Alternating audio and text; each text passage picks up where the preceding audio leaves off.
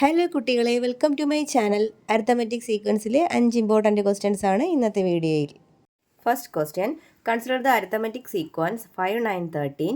Right the algebraic form of the sequence. Find the position of 41 in the sequence. 5, 9, 13 എന്ന സമാന്തര ശ്രേണി പരിഗണിക്കുക.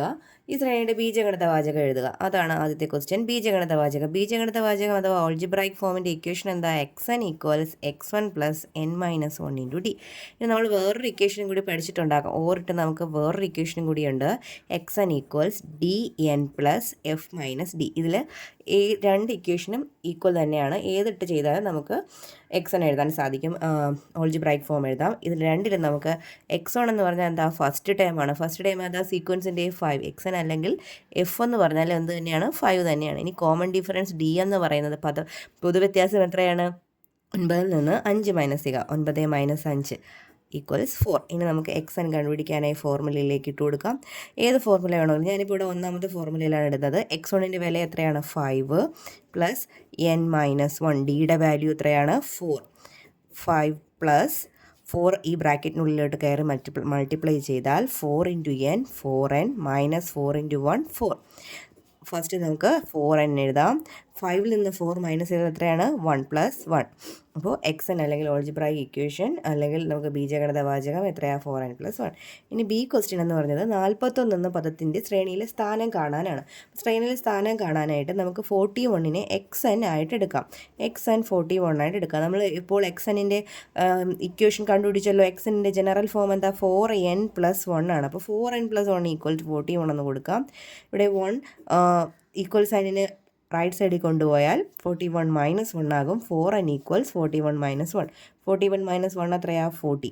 That is 4n equals 40 എന്ന് കിട്ടും. n ഈക്വൽസ് എത്രയാ? 40യെ 4 കൊണ്ട് ഡിവൈഡ് ചെയ്യുക. n equals 10. അതായത് 41ൻ്റെ സ്ഥാനം എത്രാമതാണ്? 10th. അതായത് 10th പൊസിഷനിലാണ് ആരിയ്ക്കുന്നത്? 41 ഇരിക്കുന്നത്. 41ൻ്റെ സ്ഥാനം, അതായത് x10 ആണ്. 10ാമത്തെ പദമാണ് 41. രണ്ടാമത്തെ ചോദ്യം, the algebraic form of an arithmetic sequence is 5n plus 2. സമാന്തര ശ്രേണിയുടെ ബീജഗണിത വാചകം 5n പ്ലസ് 2 ആണ്. നമുക്ക് കണ്ടുപിടിക്കേണ്ടത് ഫസ്റ്റ് ടേം അഥവാ ഒന്നാമത്തെ പദമാണ് കാണേണ്ടത്. അപ്പോൾ നമുക്കിവിടെ തന്നിരിക്കുന്നത് എന്താണ്? xn ആണ്. ശ്രേണിയുടെ ബീജഗണിത വാചകമാണ് തന്നിരിക്കുന്നത്. 5n plus 2. എ പാർട്ടിൽ നമുക്ക് കണ്ടുപിടിക്കേണ്ടത് ഒന്നാം പദം കണ്ടുപിടിക്കാനായി എന്നിൻ്റെ പ്ലേസിൽ 1 കൊടുത്താൽ പോലെ. എന്നിന് 1 കൊടുത്താൽ എന്താ? 1 കൊടുത്താൽ 1 ഇൻറ്റു 5 ആകും അല്ലേ? അപ്പോൾ ഈ n ഒഴിച്ചുള്ള ഈ നമ്പേഴ്സ് തമ്മിൽ നമ്മൾ ആഡ് ചെയ്തെടുത്താൽ മാത്രം മതി. നമുക്ക് എന്ത് കിട്ടും? ഫസ്റ്റ് ടേം കിട്ടും. 5 പ്ലസ് 2 എത്രയാണ്? 5 പ്ലസ് 2 7.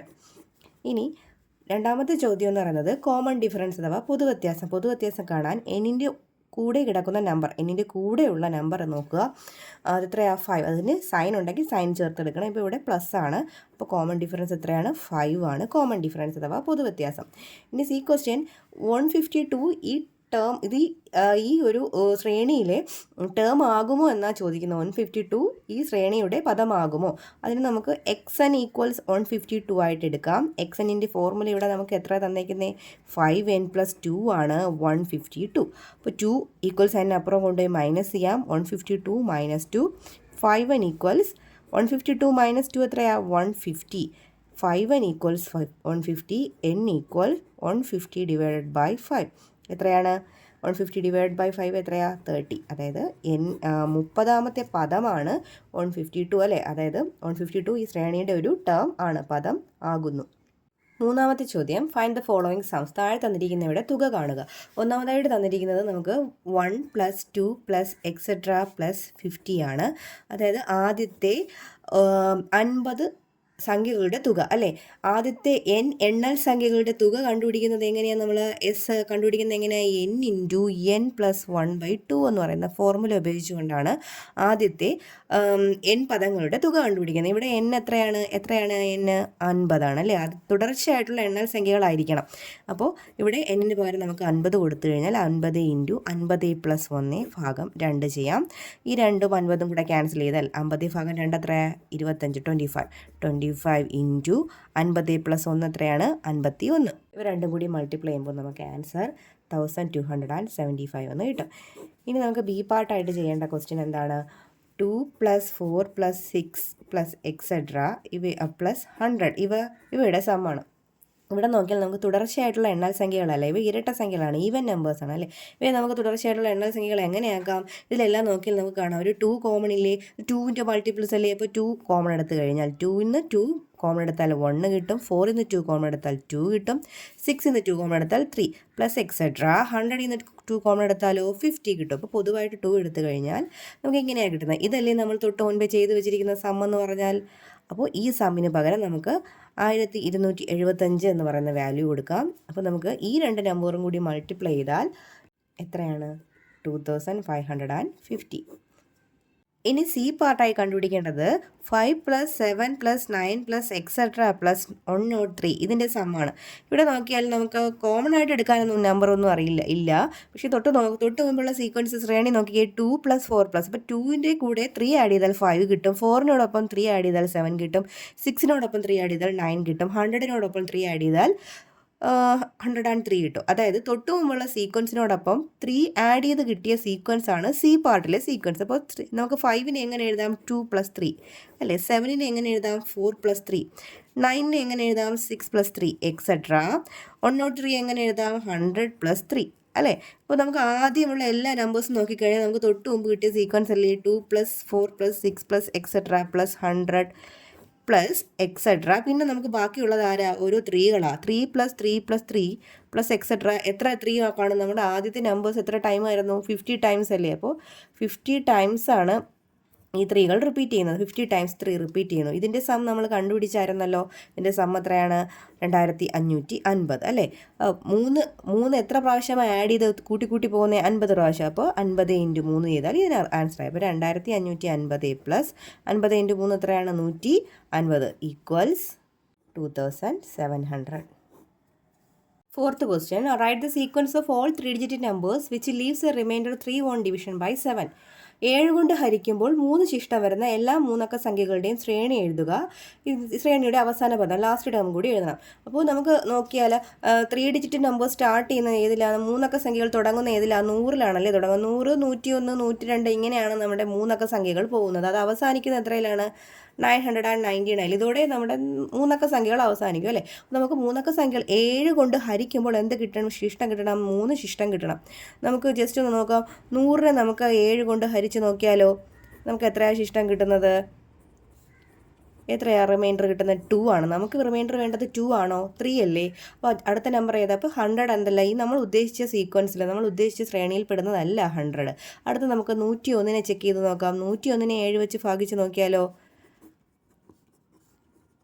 എത്ര നമുക്ക് റിമൈൻഡർ കിട്ടി? 3 നമുക്ക് റിമൈൻഡർ കിട്ടിയല്ലോ. അപ്പോൾ ആദ്യത്തെ ഈ നമ്മൾ ഉദ്ദേശിച്ച ശ്രേണിയിലെ ആദ്യ പദം എന്ന് പറയുന്നത് ഏതാണ്? 101 ആണ് അല്ലേ. ആദ്യത്തെ ടേം ഏതാണ്? 101 ആണ്. അപ്പോൾ അടുത്ത ടേം കിട്ടാൻ എളുപ്പമാണ്. 101നോട് 7 കൂട്ടിയാൽ മതി അടുത്ത പദമായി. അടുത്തത് എങ്ങനെ കിട്ടും? വീണ്ടും 7 കൂട്ടുക, 115 എക്സെട്ര ഇങ്ങനെ പോകുന്നു അല്ലേ. ഇനി ഒരു ക്വസ്റ്റ്യനും കൂടി ഇതിൻ്റെ കൂടെ ഉണ്ട്. 2 ക്വസ്റ്റ്യൻ ആണ് ഇതിലുള്ളത്. Which is the last term? ഈ സീക്വൻസിലെ അവസാന പദം എന്ത്? നമുക്ക് നോക്കിയാൽ അവസാനം ഈ ശ്രേണിയിൽ അവസാനമായിട്ട് വരുന്നത് ഏതാ? മൂന്നക്ക സംഖ്യകളുടെ അവസാനം വരുന്നത് ഏതാ? 999 അല്ലേ.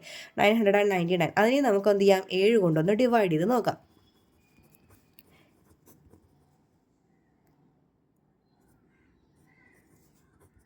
നമുക്ക് റിമൈൻഡർ കിട്ടിയത് എത്രയാണ്?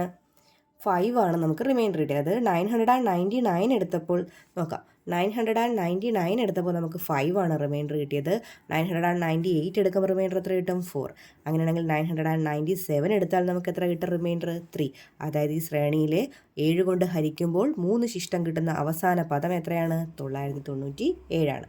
അടുത്ത ചോദ്യം ഒരു പാറ്റേൺ ആണ്, ഒരു സംഖ്യാശ്രേണിയാണ്. 2, 4, 6, 8, 10, 12 തുടങ്ങുന്ന സംഖ്യാശ്രേണി. ഇതിൻ്റെ അടുത്ത 2 വരികൾ എഴുതാനാണ്. അടുത്ത 2 വരികൾ നമുക്ക് എഴുതാൻ എളുപ്പമല്ലേ, 2 വെച്ച് കൂടിയല്ലേ പോകുന്നത്. അപ്പോൾ അടുത്ത 2 വരികൾ എഴുതാൻ എളുപ്പമാണ്.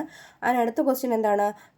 ഇങ്ങനെ പോകുന്ന 20ാമത്തെ വരിയിലെ ആദ്യ പദവും അവസാന പദവും 20th ലൈനിലെ ഫസ്റ്റ് ടേമും ലാസ്റ്റ് ടേമും കാണാനാണ്.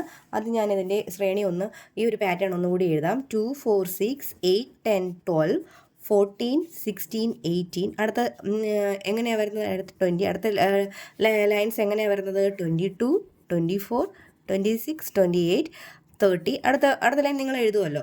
2 വെച്ച് കൂടി വരുന്നതല്ലേ, എളുപ്പമാണല്ലോ. ഇനി നമുക്ക് കണ്ടുപിടിക്കേണ്ടത് ഇങ്ങനെ പോയി എത്രാമത്തെ ലൈൻ ആകുമ്പോൾ 20th ലൈൻ ആകുമ്പോൾ 20ാമത്തെ ലൈൻ ആകുമ്പോഴുള്ള ഫസ്റ്റ് നമ്പറും കണ്ടുപിടിക്കണം, ലാസ്റ്റ് നമ്പറും കണ്ടുപിടിക്കണം. ഈ ശ്രേണിയിൽ നമുക്ക് നോക്കിയാൽ അറിയാം ഓരോ ലൈനിലെയും ഇത് ഫസ്റ്റ് ലൈനാണ്, ഇത് സെക്കൻഡ് ലൈനാണ്, ഇത് തേർഡ് ലൈനാണ്. ഈ ഓരോ ലൈനിലെയും ഫസ്റ്റ് നമ്പർ എന്ന് പറയുന്ന തൊട്ട് മുമ്പിരിക്കുന്ന ലൈനിലെ ലാസ്റ്റ് ഡിജിറ്റിനോട്, ലാസ്റ്റ് ടേമിനോട് 2 ആഡ് ചെയ്യുന്നതല്ലേ. ഇപ്പോൾ സെക്കൻഡ് ലൈനിലെ ലാസ്റ്റ് നമ്പർ 6 ആണ്, അതിനോട് 2 ആഡ് ചെയ്താലാണ് 8 കിട്ടുന്നത്. അതുപോലെ 14 കിട്ടുന്നത് എങ്ങനെയാണ്? തേർഡ് ലൈനിലെ ലാസ്റ്റ് ഇരിക്കുന്ന നമ്പറിനോട് 2 ആഡ് ചെയ്തപ്പോഴാണ് 14 കിട്ടിയത്. അപ്പോൾ നമുക്ക് 20th ലൈനിലെ ഫസ്റ്റ് നമ്പർ അറിയണമെങ്കിൽ നമുക്ക് ആരെ അറിയണം? 19th ലൈനിലെ അവസാനത്തെ നമ്പർ അറിയണം അല്ലേ. അവസാന നമ്പർ അറിഞ്ഞാലേ നമുക്ക് 20th ലൈനിലെ ഫസ്റ്റ് നമ്പർ അറിയാൻ പറ്റൂ. നമുക്ക് ഓരോ വരിയിലെയും അവസാന നമ്പറുകളുടെ പൊസിഷൻ നോക്കാം. ഇതിപ്പോൾ രണ്ടാമത്തെ വരിയിലിരിക്കുന്ന 6ൻ്റെ പൊസിഷൻ എത്രയാണ്? 1 2 3. ഇതിൻ്റെ പൊസിഷൻ എന്ന് പറയുന്നത് മൂന്നാമതാണ്, തേർഡാണ് ഈ നമ്പർ ഇരിക്കുന്നത്. അതുപോലെ അടുത്ത മൂന്നാമത്തെ വരിയിലെ 12ൻ്റെ സ്ഥാനം എത്രയാണ്? 1 2 3 4 5, ആറാമതാണ് ഇതിരിക്കുന്നത് അല്ലേ. അങ്ങനെ നമുക്ക് പൊസിഷൻ ഇങ്ങനെ ഇവിടെ താഴോട്ട് വരുമ്പോൾ നമുക്ക് എണ്ണി എടുക്കാനും കഴിയില്ല. അതായത് എണ്ണി എടുക്കുന്നതിന് വരെ നമുക്ക് എളുപ്പത്തിൽ എങ്ങനെ കണ്ടുപിടിക്കാം? ഇത് ഫസ്റ്റ് ലൈൻ, ഇത് സെക്കൻഡ് ലൈൻ അല്ലേ. അപ്പോൾ 1 + 2 എത്രയാണ്? 1 + 2 3. അങ്ങനെയാണ് ഇവിടെ തേർഡ് കിട്ടുന്നത്. ഇവിടെ എത്രയാണ്? 12ൻ്റെ സ്ഥാനം എത്രയാണ്? 6th. എങ്ങനെയാണ് 12ൻ്റെ സ്ഥാനം കിട്ടണത്? ഈ 1 2 3 കൂടെ കൂട്ടിയേ. 1 + 2 + 3 എത്രയാണ്? 6th. അങ്ങനെയാണ് ഇവിടെ എന്ത് കിട്ടുന്നത്? 6th കിട്ടുന്നത്. ഒരെണ്ണം കൂടി നോക്കാം. ഇതിപ്പോൾ 4th ലൈനാണല്ലോ. 4th ലൈനിലിരിക്കുന്ന ലാസ്റ്റ് നമ്പർ 20 ആണല്ലോ. 20യുടെ പൊസിഷൻ എത്രയാണ്? എങ്ങനെ കിട്ടണം? 1 + 2 + 3 + 4. 1 + 2 + 3 + 4, അതായത് 3 6 10. 10ാമതാണ് ആരിയിരിക്കുന്നത്? 20. അങ്ങനെയാണെങ്കിൽ 19ാമത്തെ ലൈനിലെ അവസാനത്തെ നമ്പറിൻ്റെ സ്ഥാനം എന്താ? പൊസിഷൻ എന്തായിരിക്കും? 1 മുതൽ നമ്മൾ എത്ര വരെ ആഡ് ചെയ്യണം? 19 വരെ ആഡ് ചെയ്ത് കിട്ടുന്ന നമ്പർ എത്രയാണോ അത്രാമതാണ് ആരിയിരിക്കുന്നത്? 19ാമത്തെ ലൈനിലെ അവസാനത്തെ നമ്പർ ഇരിക്കുന്നത്. അപ്പോൾ position of last term in 19th line, 19ാമത്തെ ലൈനിലെ അവസാനത്തെ നമ്പറിൻ്റെ സ്ഥാനം കണ്ടുപിടിക്കാൻ എന്ത് ചെയ്താൽ മതി? 1 + 2 + etc. + 19 ചെയ്താൽ മതി അല്ലേ. അപ്പോൾ ഇത് നമുക്ക് എങ്ങനെയാണ് കണ്ടുപിടിക്കുന്നത്? ഇത് തുടർച്ചയായ എണ്ണൽ സംഖ്യകളല്ലേ.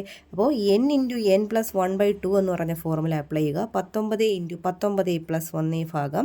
19 × 19 + 1 എത്രയാണ്? 20. 20 / 2 എത്രയാണ്? 10.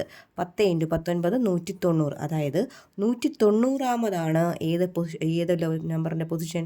19ാമത്തെ ലൈനിലെ അവസാന നമ്പറിൻ്റെ പൊസിഷൻ. അതായത് X190 ആണ് എവിടെ ഇരിക്കുന്നത്? 19ാമത്തെ വരിയിലെ അവസാന സംഖ്യ. അപ്പോൾ നമുക്ക് X190 കണ്ടുപിടിക്കാമല്ലോ. എന്താ? X1 + 189D. ഈ 190 1 മൈനസ് ചെയ്യുക. X1 എത്രയായിരുന്നു? ഫസ്റ്റ് നമ്മുടെ ആ ഒരു ശ്രേണിയിലെ ആദ്യ നമ്പർ 2 അല്ലേ. 189. അവിടുത്തെ കോമൺ ഡിഫറൻസ് എത്രയാണ്? 2 വെച്ച് കൂടി പോകുന്ന ശ്രേണിയായിരുന്നില്ലേ. അപ്പോൾ 2 + 189 × 2, ദാറ്റ് ഈസ് 3708. 380. 380 X190. അതായത് നമുക്ക് 19ാമത്തെ ലൈനിലെ അവസാന നമ്പർ എത്രയെന്ന് കിട്ടി? 380 കിട്ടി. അപ്പോൾ 20ാമത്തെ ലൈനിലെ ആദ്യ നമ്പർ കണ്ടുപിടിക്കാൻ എന്ത് ചെയ്താൽ ഈ 380 കൂടി 2 ആഡ് ചെയ്താൽ പോരെ. അപ്പോൾ 382 20ാമത്തെ വരിയിലെ ആദ്യത്തെ number. That is first term in 20th line. 20ാമത്തെ വരിയിലെ ആദ്യത്തെ ടേം എന്ന് പറയുന്നത് 380 കൂടി 2 ആഡ് ചെയ്ത് 382. കണ്ടുപിടിക്കേണ്ടത് 20ാമത്തെ വരിയിലെ അവസാന നമ്പറിൻ്റെ സ്ഥാനമാണ്. അതിന് 1 മുതൽ നമുക്ക് 20 വരെ കൂട്ടി നോക്കാം. 20 × 20 + 1 / 2 ഇട്ടുകൊടു ചെയ്യുക. 20 / 2 എത്രയാണ്? 10. 20 + 1 എത്രയാണ്? 21. 210ാമതാണ് 20ാമത്തെ വരിയിലെ അവസാന നമ്പറിൻ്റെ 20ാമത്തെ വരിയിലിരിക്കുന്ന അവസാന നമ്പറിൻ്റെ സ്ഥാനം എത്രയാണ്? 210. അതായത് X210 നമുക്ക് ഇവിടെ കിട്ടേണ്ട നമ്പർ. അപ്പോൾ നമുക്ക് X210 കണ്ടുപിടിക്കാം. X1 + 209 × D. X1 എത്രയാണ്? 2 ആണ്. 209 × Dയുടെ വാല്യൂ 2 ആണ്. 2 + 209 × 2, ദാറ്റ് ഈസ് 418 + 2 420.